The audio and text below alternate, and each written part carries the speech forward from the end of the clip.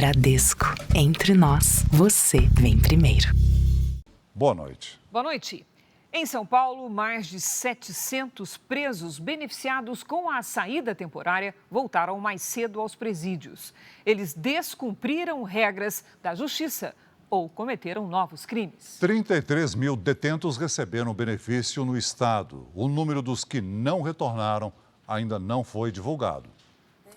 A filmagem foi feita pela câmera do uniforme do policial e mostra o momento da abordagem. Só levanta a camisa. Vem na minha direção. Vira de costas, tá armado? Não, cuidado. O homem é um detento que recebeu o benefício da saída temporária, mas descumpriu as regras impostas pela justiça. Por isso foi detido. Você tá com a tornozeleira, não tá? Você tinha que estar onde? Em São Paulo. Aqui você tá em que lugar? São Paulo. São Bernardo. Em São Paulo, cerca de 33 mil detentos puderam deixar os presídios por 10 dias. O benefício é um direito que detentos com bom comportamento podem solicitar à justiça. Mas é preciso cumprir uma série de regras, como permanecer na região em que mora, voltar para casa antes das 8 horas da noite e não frequentar bares, nem consumir bebidas alcoólicas em locais públicos. Entre o Natal e o Réveillon, mais de 600 detentos aqui do estado de São Paulo descumpriram as normas e foram levados de volta para os presídios. Cerca de 80 foram presos cometendo algum tipo de crime. Os que não retornaram para as cadeias passaram a ser considerados foragidos da justiça. O número de presos que não voltaram aos presídios só vai ser divulgado na próxima semana. No Rio de Janeiro, mais de 250 detentos que foram beneficiados pela saída temporária de Natal não retornaram aos presídios. Segundo a Secretaria Estadual de Administração Penitenciária, entre os foragidos estão 2 ex-chefes do tráfico: Saulo Cristiano Dias, o SL, e Paulo Sérgio da Silva, o Bin Laden. Eles cumpriam pena no regime semiaberto e deveriam ter se apresentado até às 10 horas da noite do dia 30 de dezembro e são considerados foragidos. Em São Paulo, a tecnologia tem ajudado na fiscalização dos detentos durante o benefício. O Centro de Operações da Polícia Militar consegue de imediato verificar caso o indivíduo tenha descumprido qualquer medida imposta pela Justiça. Então, de imediato, essas informações são passadas aos patrulheiros e eles fazem a condução para o CDP mais próximo. Veja agora outros destaques do dia. Polícia Federal investiga plano para matar o ministro Alexandre de Moraes nos atos de 8 de janeiro. Entidades empresariais criticam a medida provisória que reonera a folha de pagamento dos setores que mais empregam. Explosão por vazamento de gás deixa 9 feridos em Porto Alegre. Nossos correspondentes acompanham as buscas por desaparecidos do terremoto no Japão. Ministro Gilmar Mendes determina a volta de Edinaldo Rodrigues à presidência da CBF. Fãs e familiares se despedem do sertanejo João Carreiro e do sambista Quinho, do Salgueiro.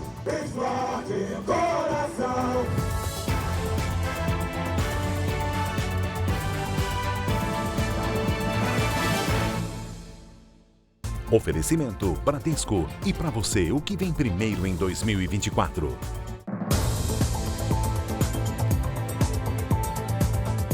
No quarto dia de buscas, ainda não foi encontrado nenhum vestígio do helicóptero desaparecido na Serra do Mar, em São Paulo. A chuva e a neblina na região dificultam o trabalho de buscas da aeronáutica.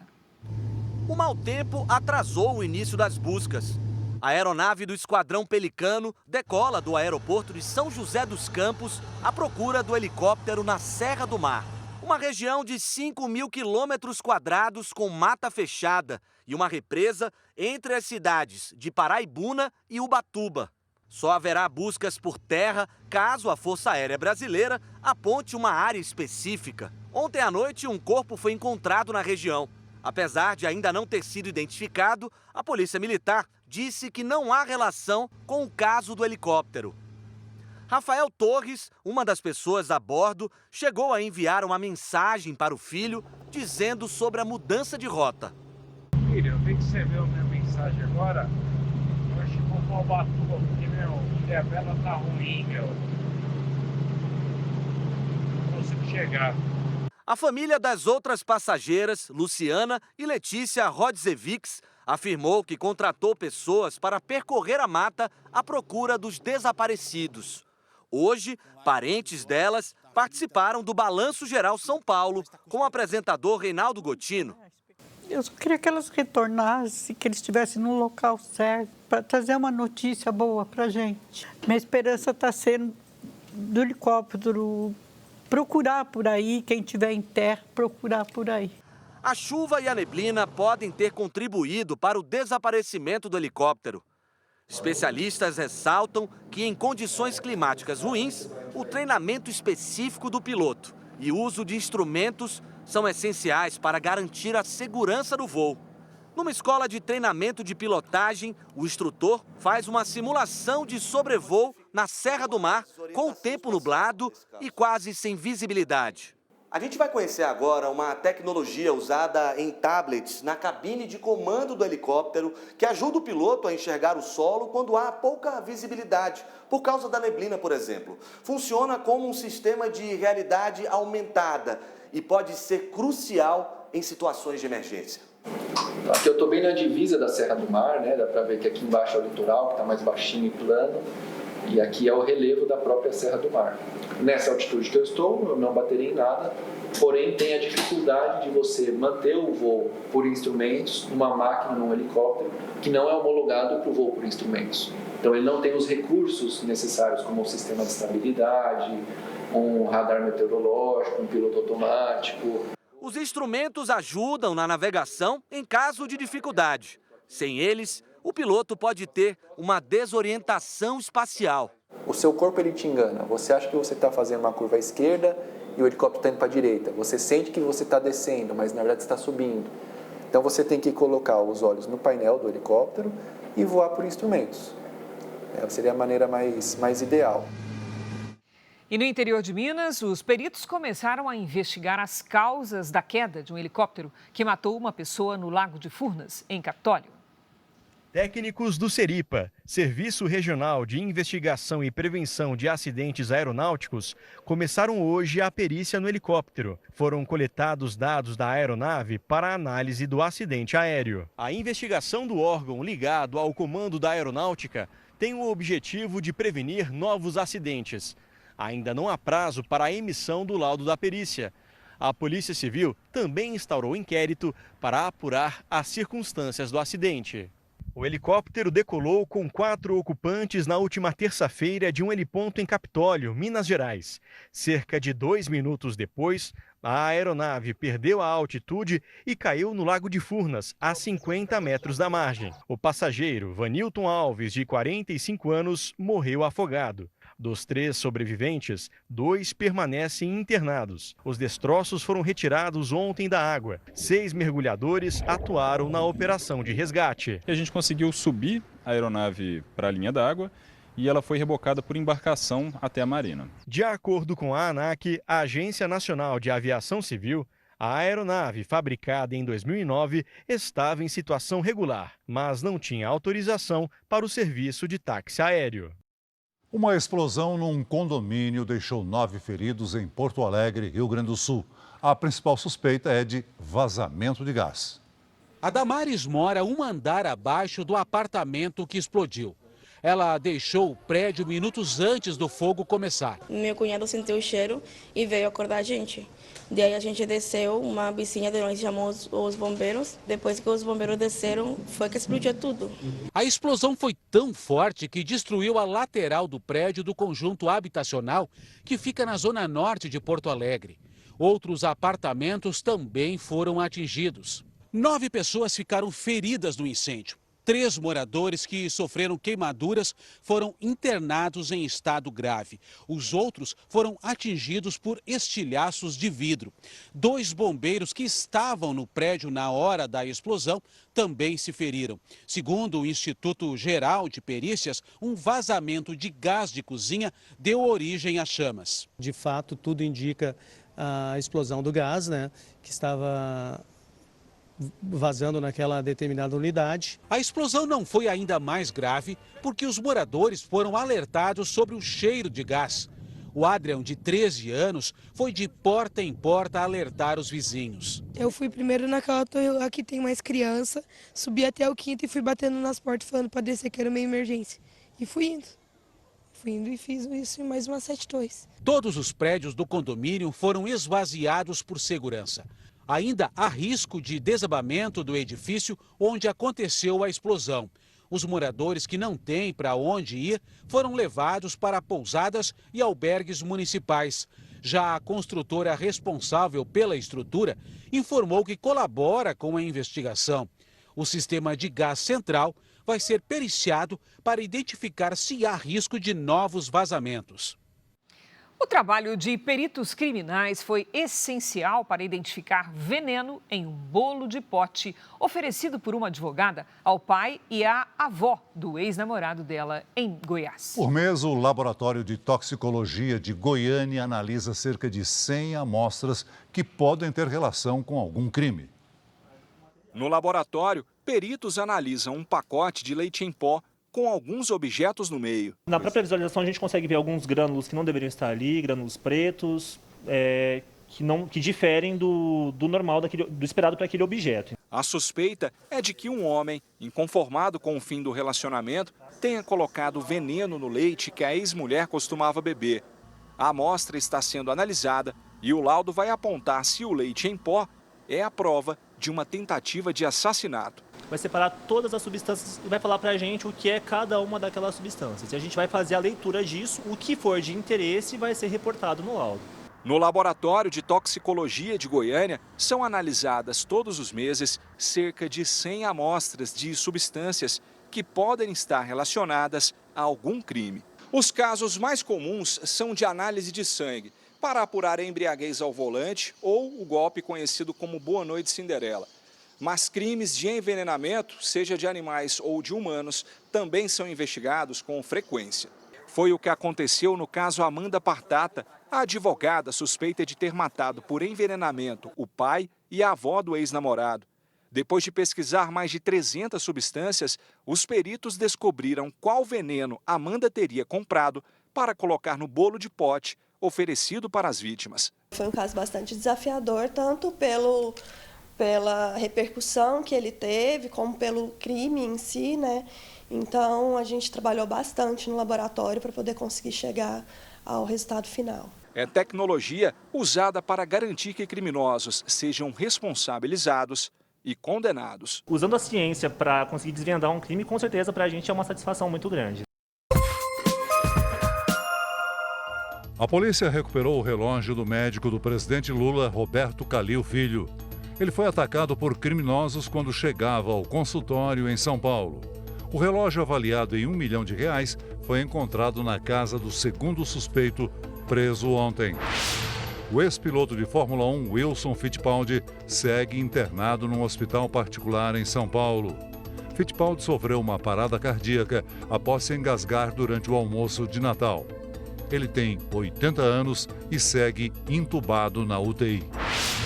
Foram enterrados hoje em Minas Gerais os corpos dos 4 jovens encontrados mortos dentro de um carro de luxo em Balneário Camboriú, Santa Catarina. A polícia investiga uma modificação no escapamento do veículo que pode ter provocado as mortes por intoxicação com monóxido de carbono.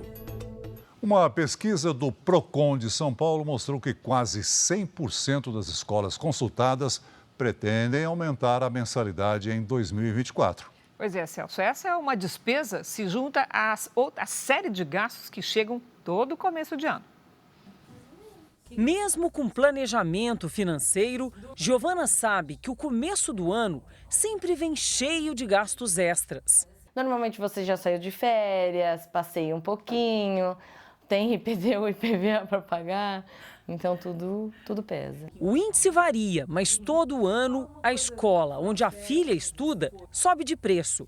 Esse ano, a menina passou para o Fundamental 2, o que aumentou ainda mais a diferença de valores.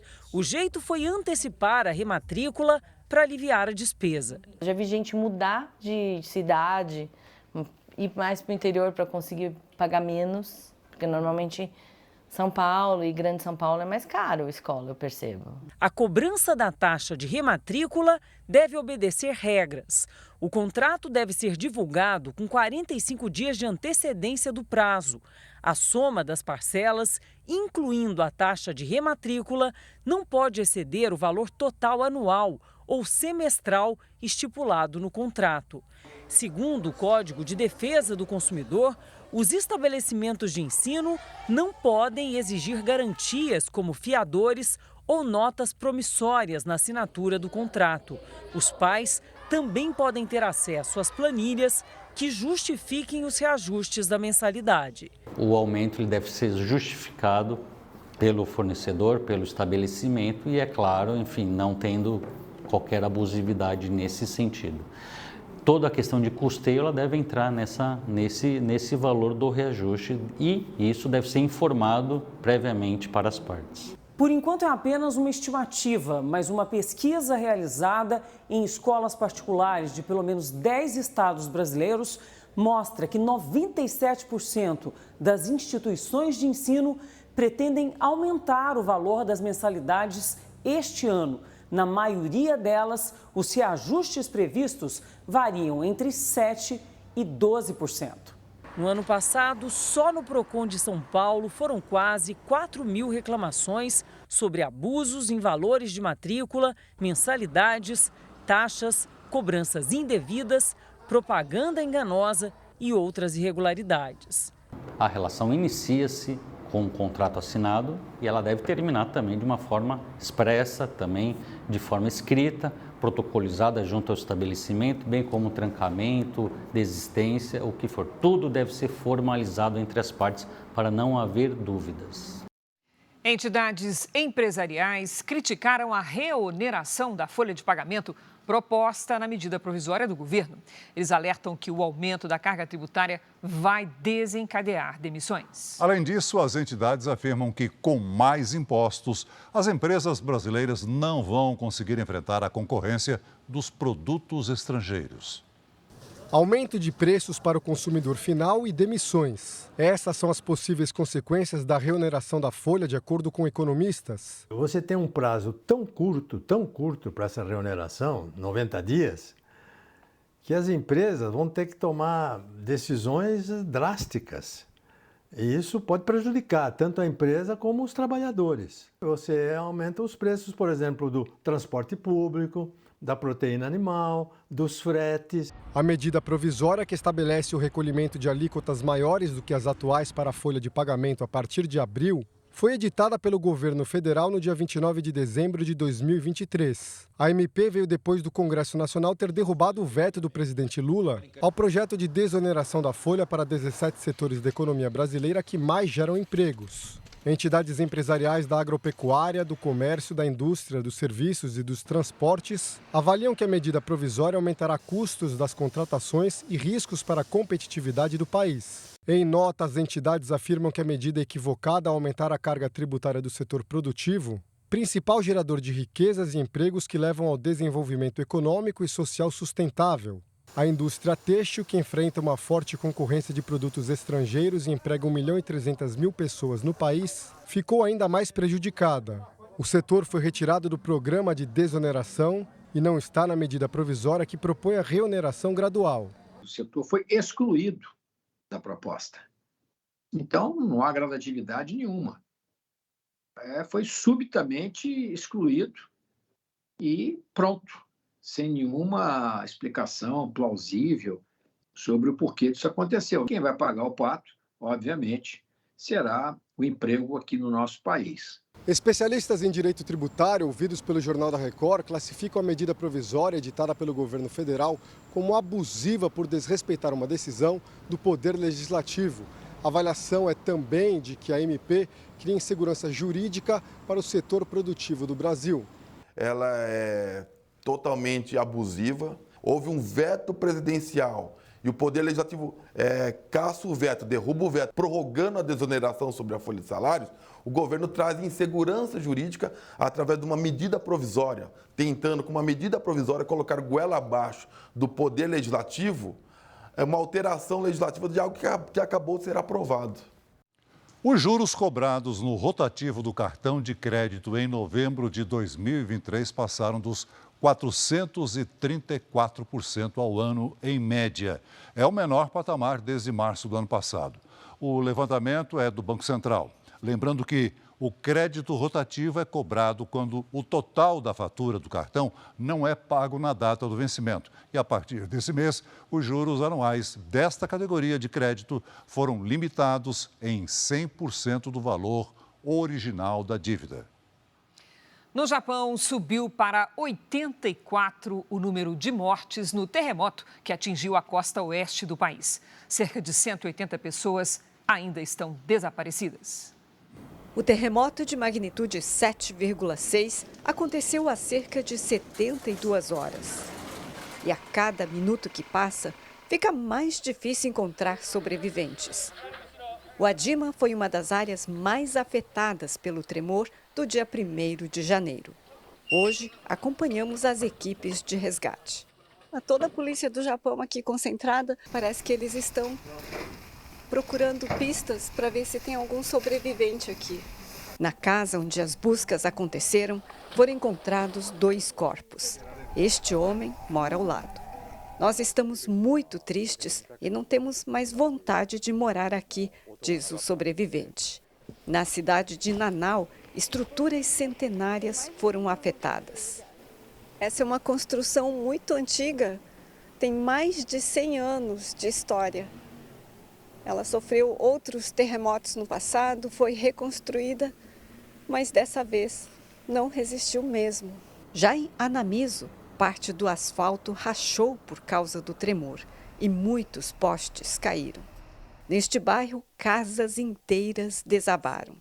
Não dá para imaginar, um carro aqui, o teto da casa desabou sobre ele e veio assim, derrubou o poste aqui. Eles colocaram uma bandeira aqui, provavelmente para as pessoas não baterem a cabeça. Muitas residências vistoriadas foram marcadas com este aviso que diz que o local não é seguro. O principal hospital de Anamizu virou um abrigo para moradores. Estes jovens vieram de Osaka para trazer água e alimentos. Aqui mesmo, em frente ao hospital, a gente vê todas as rachaduras. Olha só, o asfalto.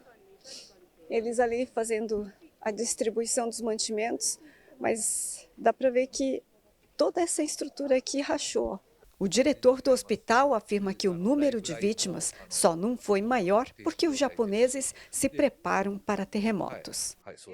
Nossa equipe ainda ajudou essas 2 mulheres que buscam água em poços para levar aos outros moradores. Uma delas diz que cada um contribui como pode em meio a tanta destruição. Uma pessoa morreu e outras 5 ficaram feridas num ataque a tiros numa escola nos Estados Unidos. Segundo a polícia, a vítima era um aluno da escola que fica na cidade de Perry, no estado de Iowa. O atirador invadiu o local e disparou contra estudantes e funcionários. O suspeito tinha 17 anos e morreu no local. O tiroteio aconteceu no primeiro dia da volta às aulas, depois do recesso de fim de ano. Aqui no Brasil, 11 estados e o Distrito Federal estão sob alerta de chuvas e ventos fortes entre hoje e amanhã. No Rio de Janeiro, parte do teto de um hospital desabou após um temporal. A chuva foi tanta que derrubou um pedaço do teto de uma das salas de um hospital municipal na zona oeste do Rio. Pacientes tiveram que ser removidos às pressas para outras áreas da unidade. Ninguém se feriu e equipes de manutenção já fazem os reparos. Santa Cruz foi o bairro onde mais choveu na capital fluminense. Em Anchieta, a Defesa Civil interditou um imóvel por causa do risco de desabamento.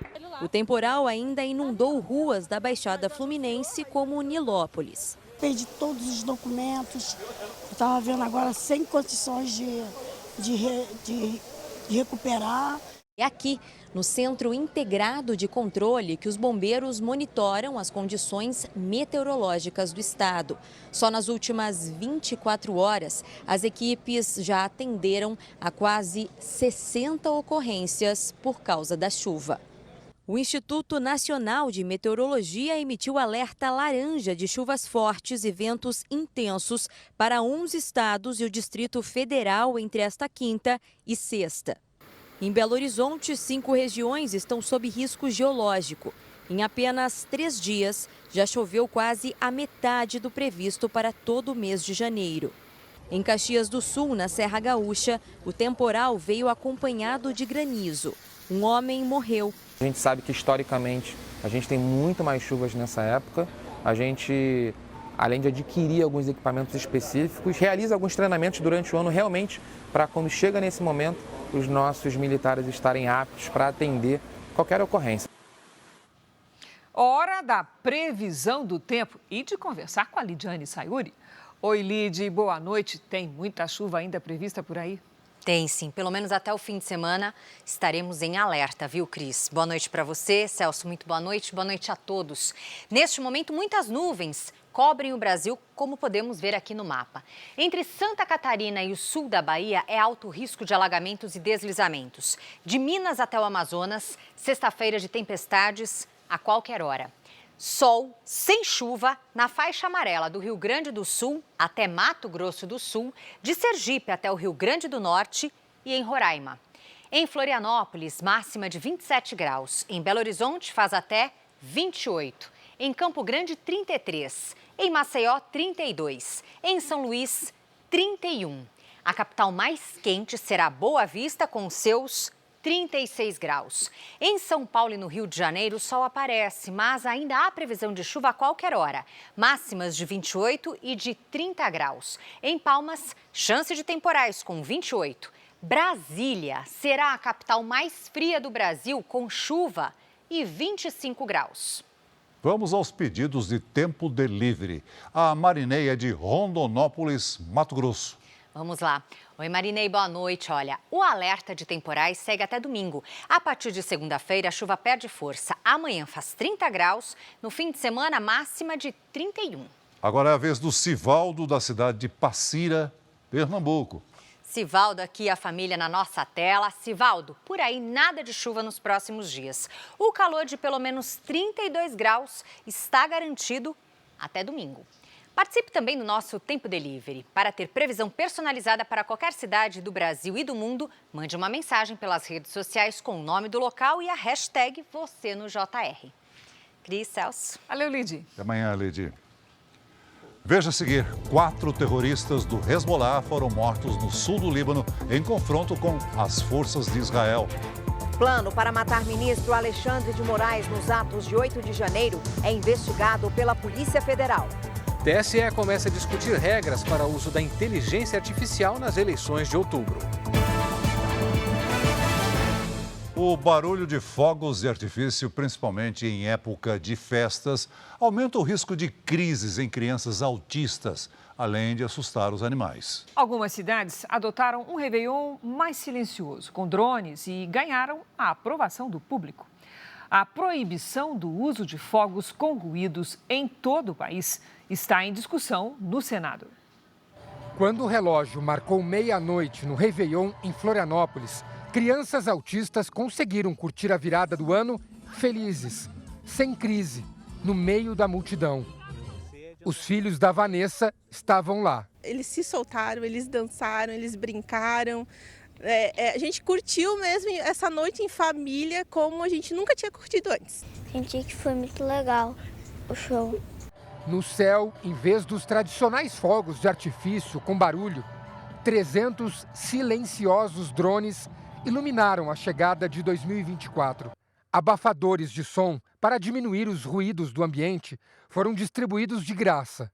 Poupou aí muitas crises, assim, é uma sensação de acolhimento que a gente teve mesmo. O público aprovou a novidade. Aproximadamente 1.000 famílias estiveram presentes com os seus familiares autistas, né? Fora as pessoas com deficiência, fora a terceira idade. Então, acredito que isso é um avanço. Em Belo Horizonte, os fogos de artifício com estampido foram proibidos e deram lugar aos drones. Algo incrível, eu fiquei maravilhado como uma criança. Nunca tinha visto algo tão bonito e eu não achei que a tecnologia pudesse chegar a tal ponto igual está agora. A virada do ano também contou com essa tecnologia em Fortaleza. e em Balneário Camboriú, que organizou o maior show de drones da América Latina, com 1.000 equipamentos sobre a orla. O debate sobre a fabricação e a soltura de fogos de artifício com barulho se arrasta há anos no Brasil.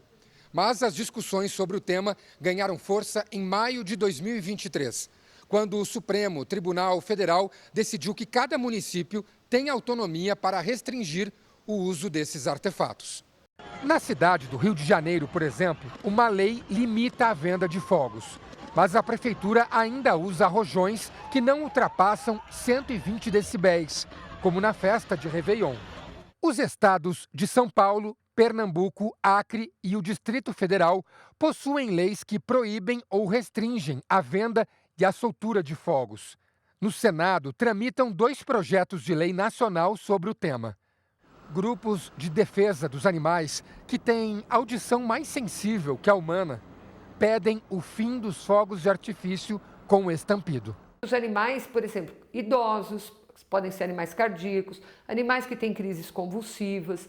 O disparo, o gatilho para esses animais é muito mais grave e é muito mais sério. Não é mais admissível, com tantas alternativas, que a gente insista numa prática tão ultrapassada.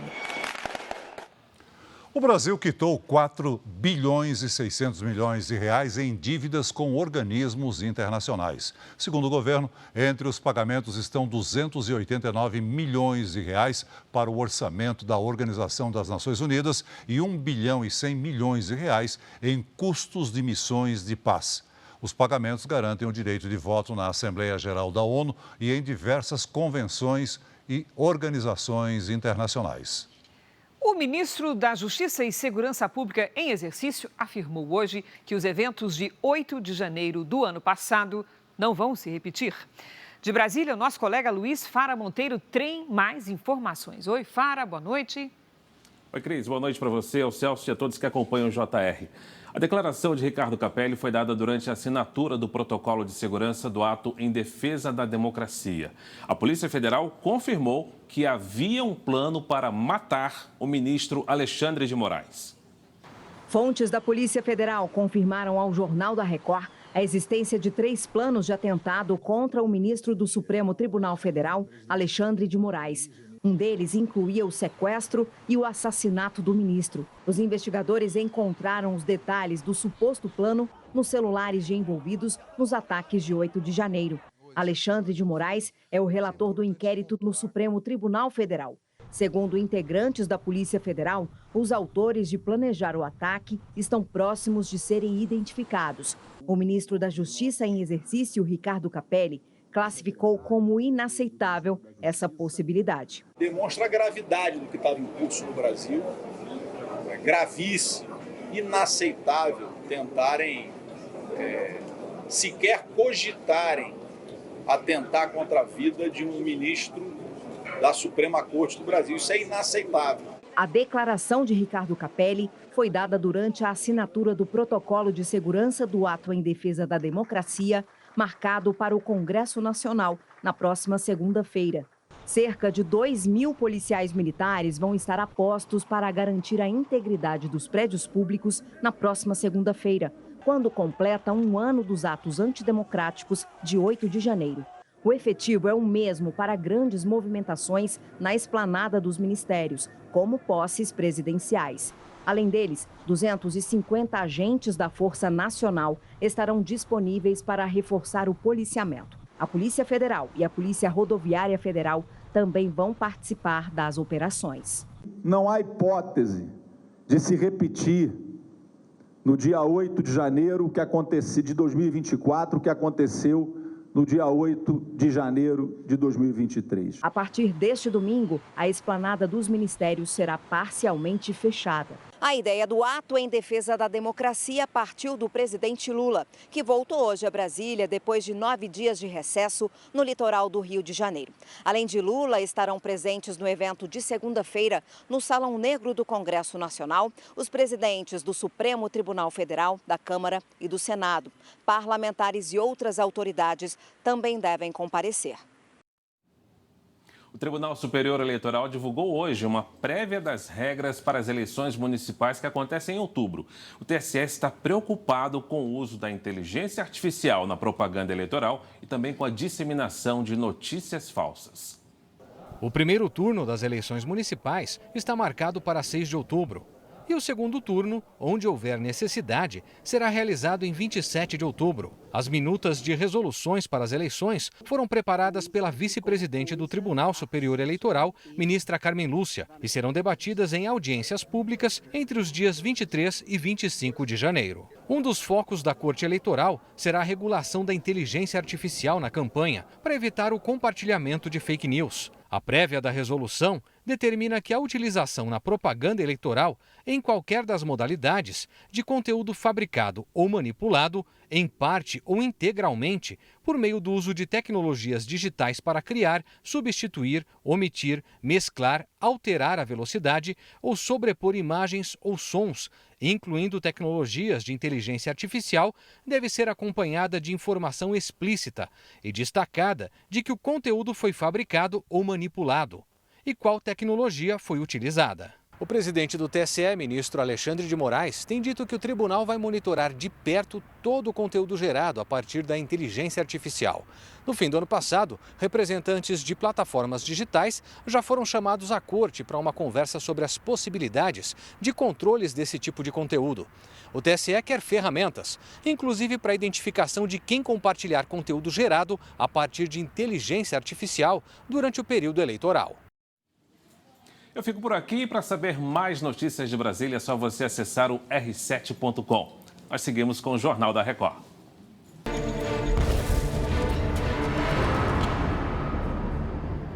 Quatro terroristas do grupo extremista Hezbollah foram mortos no sul do Líbano em confrontos com as forças de Israel. O exército israelense divulgou imagens de bombardeios a infraestruturas do Hezbollah.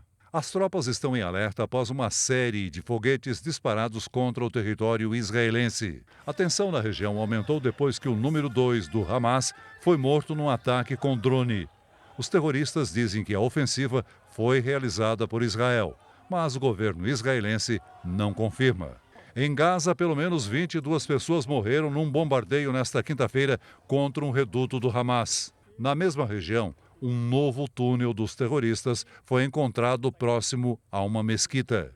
O secretário de Estado americano partiu hoje para a 4ª viagem ao Oriente Médio desde o início da guerra entre Israel e os terroristas do Hamas.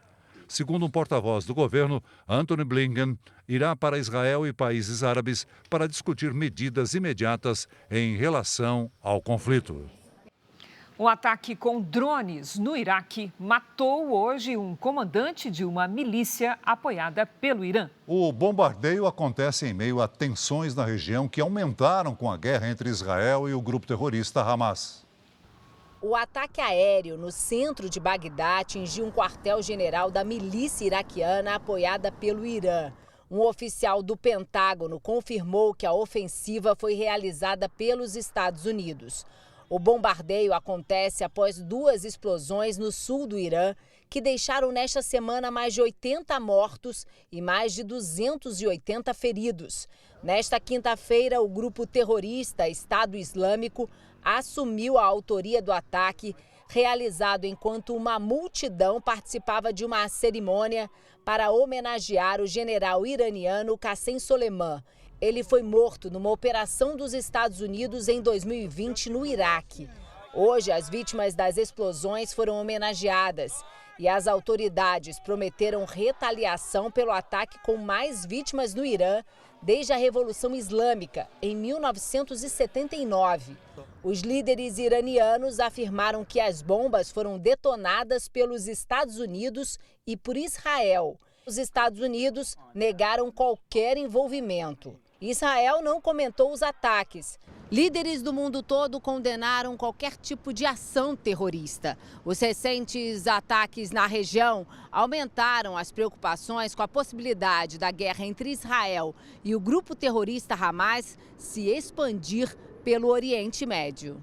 Na região do Mar Vermelho, o alerta é para ataques contra navios de carga, que podem ser executados por rebeldes do Iêmen. que também são apoiados pelo Irã. Veja a seguir: Justiça americana libera documentos que citam envolvidos com o magnata Jeffrey Epstein. Luto na música com a morte do sertanejo João Carreiro e do sambista Quinho do Salgueiro. Ministro do Supremo Tribunal Federal, Gilmar Mendes, determina o retorno de Edinaldo Rodrigues à presidência da CBF.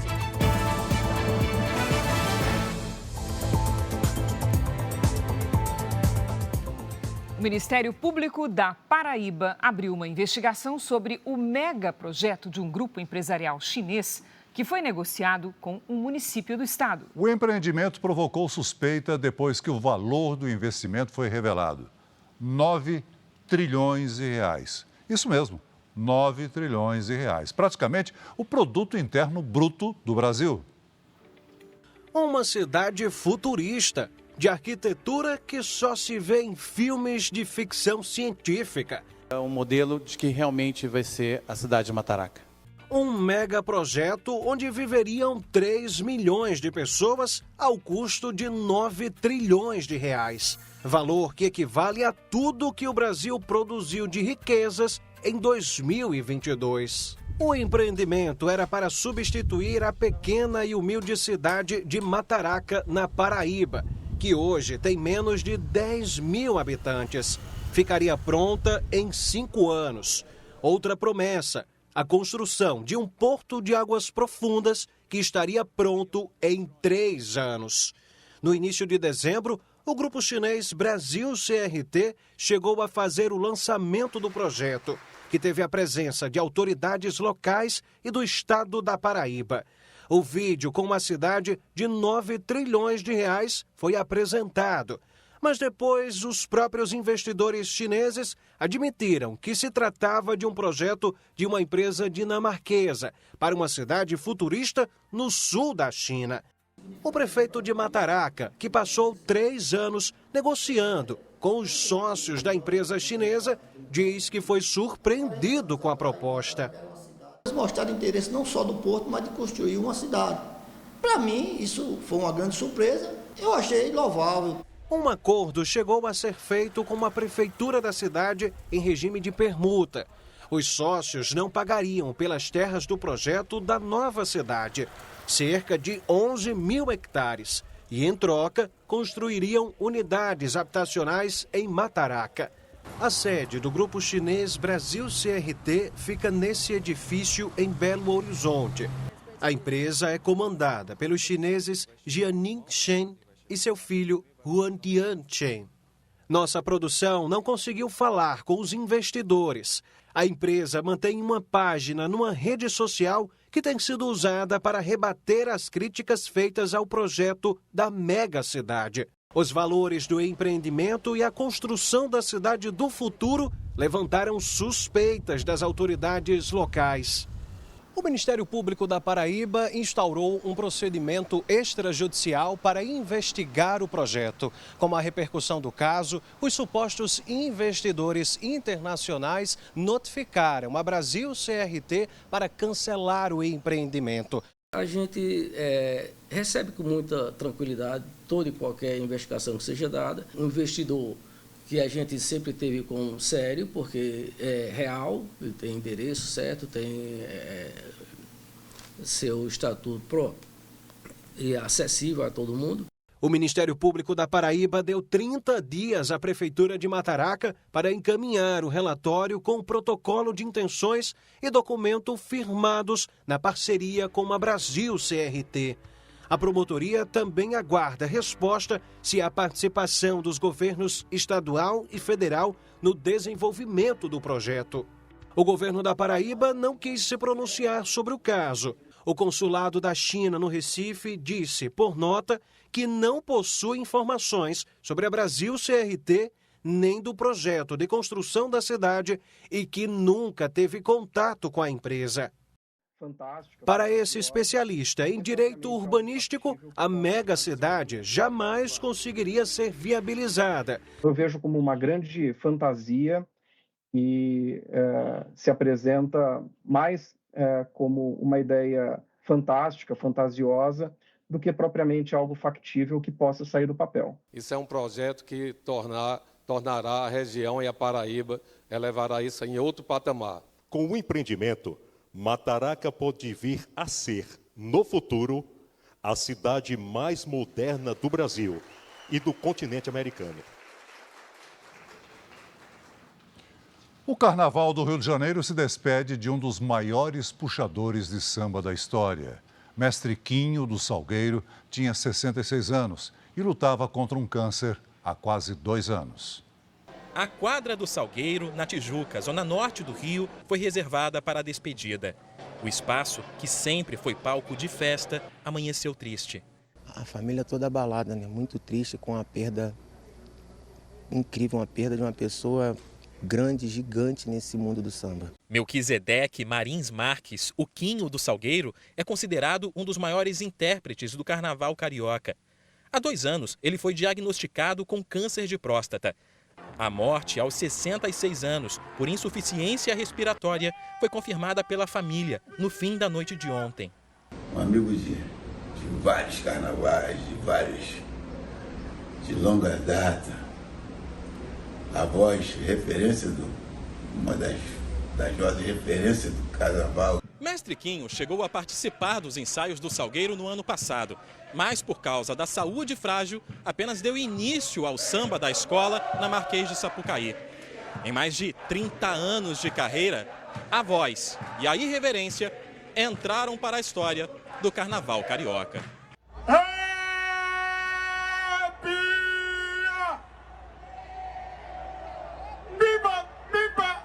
Que lindo, que lindo! O grito de guerra era a marca registrada do sambista. E quem não lembra da música, que se tornou o hino do carnaval carioca? Explode o coração na maior felicidade. Mestre Quinho foi quem puxou o samba, que levou a escola a ganhar o título de campeã em 1993. 33 anos na escola, 2 campeonatos que ele trouxe, o samba é alegria e ele sabia transmitir isso aí muito bem. Além do Salgueiro, Mestre Quinho também passou por outras agremiações, como a São Clemente e a Grande Rio e a Rosas de Ouro de São Paulo. O Quinho era por alegria, ele dava um toque mesmo diferente, especial para a nossa escola. A voz dele é muito marcante, né? E vai ficar aí, tá eternizado, né?